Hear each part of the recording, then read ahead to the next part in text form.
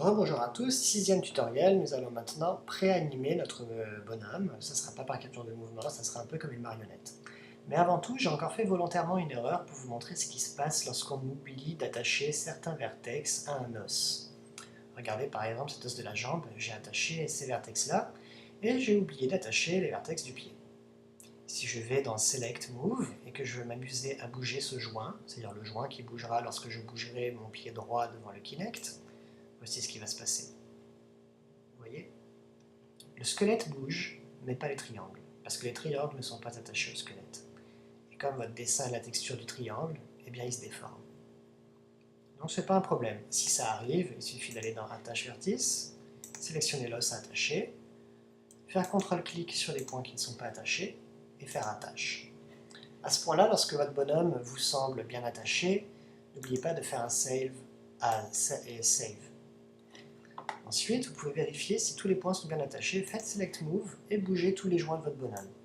La tête bouge bien, c'est bien, rien n'est attaché. Les bras bougent bien, rien n'est attaché. Ici ça bouge bien. Le torse se déplace bien avec le bonhomme. Les hanches aussi. Et les jambes. Je vais passer en revue très rapidement la façon dont j'ai attaché les os au vertice. Donc la tête, j'ai attaché tous les éléments de la tête, même la couette, parce que si je n'avais pas attaché la couette, elle ne serait pas apparue, et elle ne bougerait pas avec le reste du bonhomme, elle serait fixe, le bonhomme se déplacerait, puis la couette serait toute déformée. L'avant du bras avec tous ces points-là, cette partie du bras ici, pareil pour l'autre côté, également ici pareil. Ici la clavicule, juste 4 points, en haut et aux épaules et aux aisselles. Ces os-là, je les ai attachés à rien. Ces os-là, je les ai juste attachés sur les points qui sont sur le côté. Celui-ci est attaché à rien.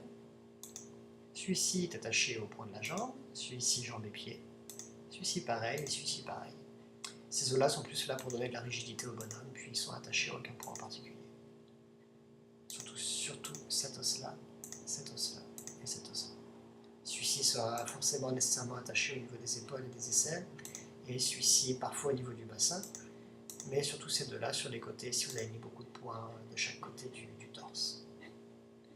Donc nous voulons maintenant animer notre dessin un petit peu comme une marionnette, de façon automatique. Eh bien nous allons créer des points d'ancrage dans l'espace, à partir duquel nous allons tirer des fils, et c'est ces fils qui animeront notre bonhomme. Mettons que je veux bouger ses deux bras vers le haut, un peu comme si elle dansait. Si elle veut bouger vers le haut, il faudrait un point d'ancrage ici, pour ensuite créer un élastique qui permettrait de monter et descendre le bras, et il faudrait un autre point d'ancrage ici, qui me permettrait de monter et descendre le bras avec un élastique. Pour créer des points d'ancrage, en fait, on crée des joints. On va créer un joint ici, un joint ici. Mais on ne veut pas que ces joints soient mobiles, comme ceux du squelette. On veut que ce soit vraiment des points d'ancrage, des clous qu'on plante dans la scène. Pour les rendre fixes, il suffit de sélectionner le joint qu'on veut rendre fixe. On va dans Select Move, on sélectionne le joint qu'on veut rendre fixe, et ici on va coser la case fixe. Lorsqu'il est désélectionné, il devra apparaître en mauve. Vous voyez, il est mauve. Je sélectionne mon autre joint, je clique sur fixe. Et mes deux joints fixes maintenant sont mauves. Ensuite, pour animer mes bras, il faut donc que je tire une corde entre ce point d'appui, d'ancrage et le bras de mon bonhomme. Pour tirer une corde, on va créer un os, en fait, tout simplement. On va créer un os de mon point d'ancrage jusqu'à ma main. Je clique ensuite dans le vide pour m'en débarrasser, et un autre os ici.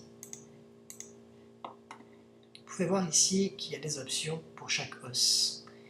Ces options sont en fait la longueur que l'os peut prendre, c'est-à-dire on va la voir bouger, sa longueur minimale, sa longueur maximale, et le rythme qu'il va prendre. Bon, expérimentons. Si j'augmente un tout petit peu le rythme de l'os que j'ai sélectionné, nous pouvons voir que sa longueur va vaciller entre la longueur minimale que j'ai indiquée et la longueur maximale. Donc si c'est trop, vous voyez, c'est un peu trop contracté, je vais faire juste comme ça. Pour aller dans Select, pour essayer de repositionner l'épaule de mon bonhomme qui s'est déformé. Je vais sélectionner mon os élastique, je lui donne un petit peu plus de rythme. Et nous voyons maintenant notre petite avatar qui fait coucou. Nous allons faire pareil avec l'autre. Donc, pas trop de contraction. Un petit peu de rythme. Et voilà, j'ai maintenant mon personnage qui danse. On pourrait lui faire bouger la tête en rythme en même temps. Donc, je vous rappelle, un point d'ancrage dans l'espace que l'on rend fixe. On le sélectionne avec Select Move, on le rend fixe. Donc, effectivement, il est mauve. Je crée un élastique qui va permettre de bouger la tête. Je sélectionne cet élastique.